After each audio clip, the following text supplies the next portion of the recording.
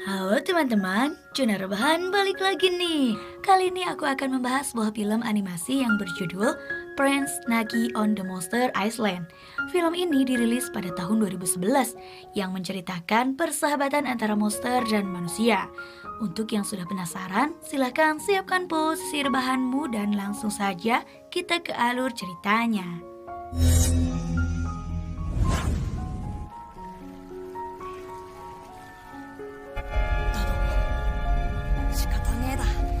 Kisah dimulai saat seorang anak bernama Takechi akan mendatangi Pulau Monster yang bertujuan untuk memetik jamur yang akan dijual lebih mahal dibanding jamur yang ada di pulaunya. Dia melewati sebuah gua dengan arus yang sangat deras, lalu sampailah dia di pulau tersebut. Namun tiba-tiba dia dikejutkan dengan keberadaan adiknya yang bernama Kotake. Lalu karena takut dimarahi, dia pun menangis. Dan Takechi mengizinkan dia untuk ikut memetik jamur. Takechi sangat senang melihat banyak jamur langka di sana, dan dia bisa menjual itu dengan harga mahal agar bisa membeli obat untuk ibunya. Tiba-tiba Kotake melihat dua monster yang mengawasi mereka. Monster merah itu bernama Naki dan yang biru bernama Gunzo. Mereka pun akhirnya mengejar Kotake dan Takechi yang berusaha kabur. Namun mereka hampir saja tertangkap karena monster itu pada mempunyai kekuatan.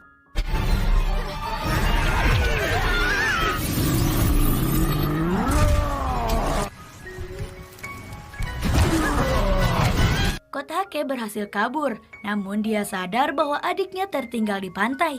Sedangkan dia tak bisa kembali karena perahunya malah dibuat rusak oleh Naki. Lalu Naki merasa kesal dan menendang kayu karena Takechi bisa kabur. Dan mereka pun terkejut melihat Kotake ada di sana.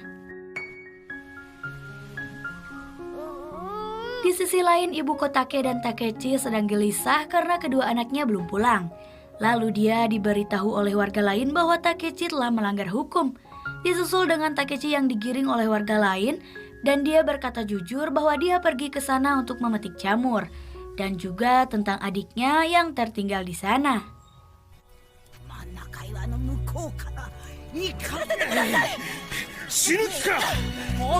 Kembali ke Pulau Monster. Di sana para monster sedang merundingkan Kotake. Namun dia malah kentut di tengah-tengah para monster. Semua monster pada tutup hidung.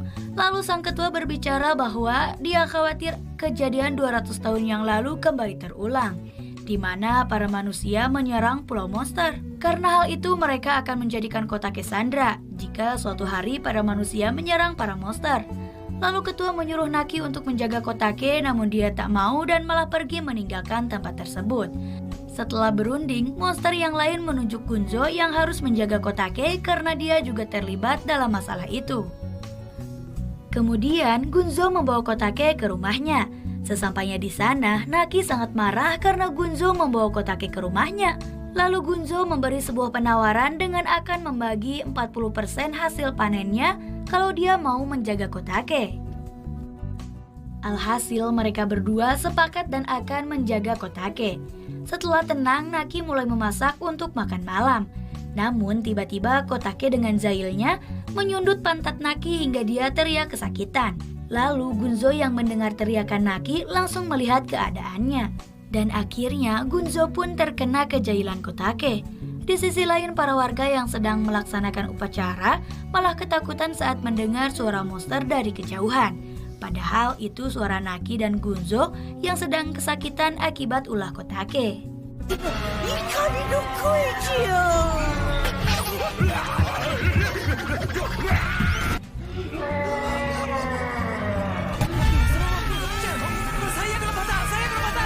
Tapi uniknya Kotake tak terlihat takut saat kedua monster itu teriak. Dia malah tertawa kegirangan. Akhirnya Naki dan Gunzo terus berteriak hingga Kotake ketiduran. Lalu mereka bercerita tentang kejadian dahulu saat mereka kehilangan ibunya. Gunzo kecil dan ibunya mengajak Naki pergi karena ibunya telah mati akibat kebakaran yang terjadi oleh ulah manusia. Namun saat Gunzo mengajak Naki yang terluka karena anak panah, ibunya tertimpa pohon yang tumbang akibat terbakar. Dan sejak saat itu mereka hidup berdua tanpa kedua orang tuanya. Kejadian itu sampai terbawa mimpi oleh Naki. Lalu ia terbangun dan melihat Kotake masih tertidur. Dia kemudian membuatkan sebuah perahu dan menyuruh Kotake pulang ke desanya. Berkali-kali dia melakukan hal itu, namun Kotake tetap kembali ke rumah Naki.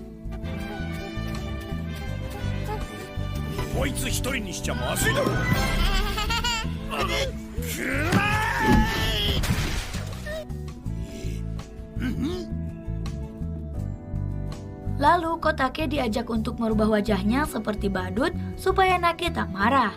Dan saat Naki melihat wajah mereka, dia pun tertawa terbahak-bahak. Namun tiba-tiba dia berhenti dan makin marah, lalu membawa Kotake ke pantai dan melempar dia dengan sekuat tenaga.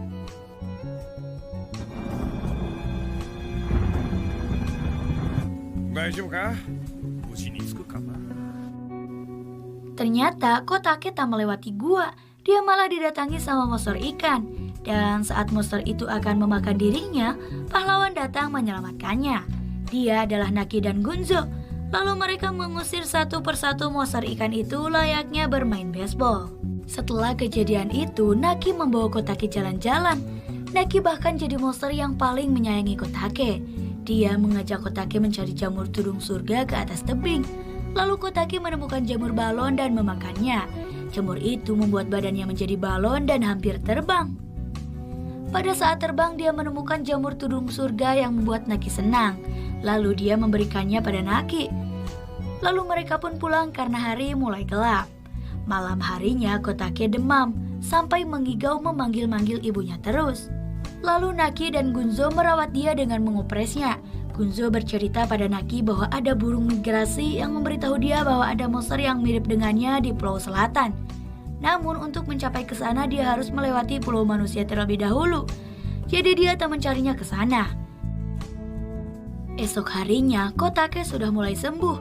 Dia diajak memancing lalu melihat pemandangan sunset dari atas tebing.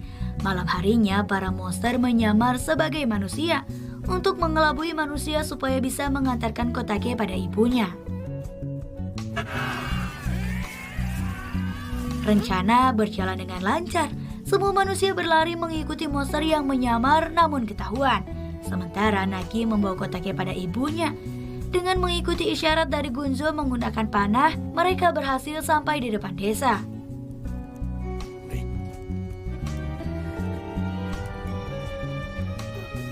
Namun Kotake malah mengajak Naki untuk ikut bersamanya. Mereka berpelukan sangat lama. Mereka sama-sama sedih dan gak mau berpisah. Tapi akhirnya dia menunjukkan sebuah jamur kembang api dan Kotake mengikuti kembang api tersebut. Lalu ibunya keluar dan memeluk Kotake melepas kerinduan.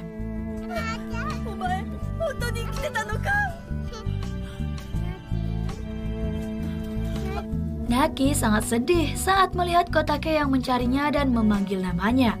Lalu mereka berdua segera pulang ke pulaunya. Esok harinya Naki dan Gunzo dihukum karena telah melewati perbatasan. Mereka dijatuhkan dengan posisi kepala di bawah. Lalu mereka meminta maaf dan merasa bersalah. Sore harinya Naki sedih lagi karena melihat sendok kecil yang ia buat untuk Kotake. Lalu dia memanjat tebing dan mencari jamur tudung surga untuk diberikan pada Kotake. Gunzo yang tahu itu melarang Naki dengan keras karena itu sangat berbahaya.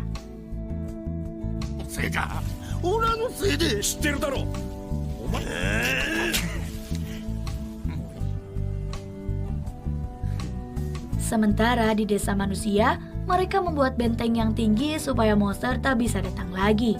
Mereka juga memanggil bantuan pada samurai untuk menjaga desa mereka. Lalu terlihat Naki yang memaksa datang untuk memberikan jamur itu pada Kotake. Sayangnya ada salah satu warga yang melihat Naki dan memberitahu warga yang lainnya. Naki pun diserang oleh samurai dan mendapatkan luka panah di bagian lengan dan kakinya. Lalu dia berusaha kabur mengabaikan jamur tudung surga yang jatuh. Para samurai terus mengejar, namun Naki berhasil sembunyi bersama Gunzo. Dia membawa Naki ke dalam gua dan bermalam di sana. Esok harinya Gunzo berkata bahwa dia akan ada urusan sebentar. Namun karena Gunzo tak kunjung kembali, Naki pun mencarinya keluar. Ternyata Gunzo sedang memegang jamur yang dapat merubah dirinya menjadi lebih buas. Dia sudah tak bisa menahannya lagi. Sejak desanya terbakar dan membuat ibunya mati, dia memendam dendam pada manusia. Dan hari ini dia akan membalaskan dendamnya. でももう限界だ。どうにもならねえ。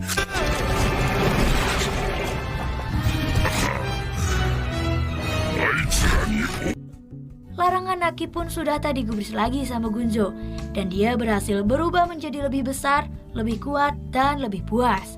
Lalu dia pergi mendekati desa manusia. Semua warga berlari ketakutan dan mereka akhirnya terpojok di tepi jurang.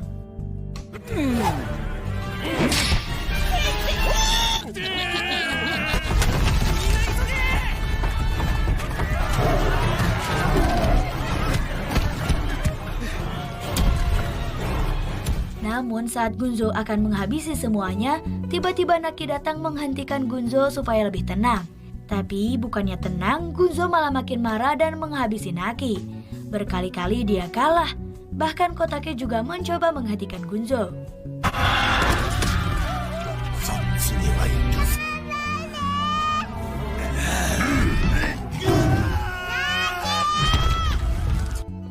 Namun Gunzo malah semakin marah.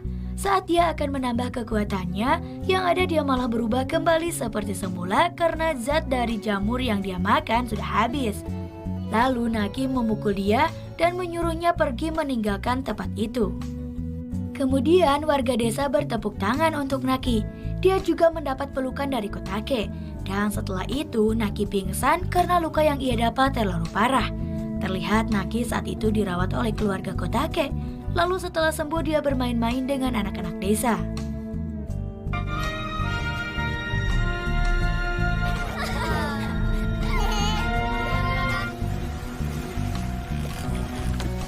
Singkat cerita, Naki pun kembali ke Pulau Monster untuk menemui Gunzo. Sesampainya di tepi pantai, salah satu monster memberikan surat dari Gunzo dan memberitahu bahwa Gunzo berada di belakang pulau. Dan isi surat tersebut adalah surat perpisahan karena dia akan pergi mencari ibunya ke selatan. どこまでもお前の友達。 Lalu Naki berlari sekencang mungkin berharap Gunzo masih ada di sana di belakang pulau. Namun saat sampai tepi pantai, di sana hanya ada simbol panah yang berarti berhenti. Gunzo menyuruhnya berhenti mengejar dia. Dan Naki pun menangis sedih karena kehilangan sahabatnya itu.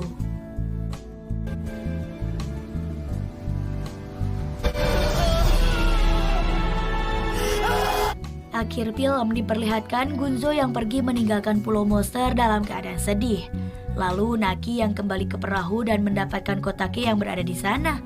Kotake berkata laki-laki tak boleh menangis seperti yang sering ia katakan pada Kotake. Akhirnya mereka pun tertawa haru dan film ini pun selesai.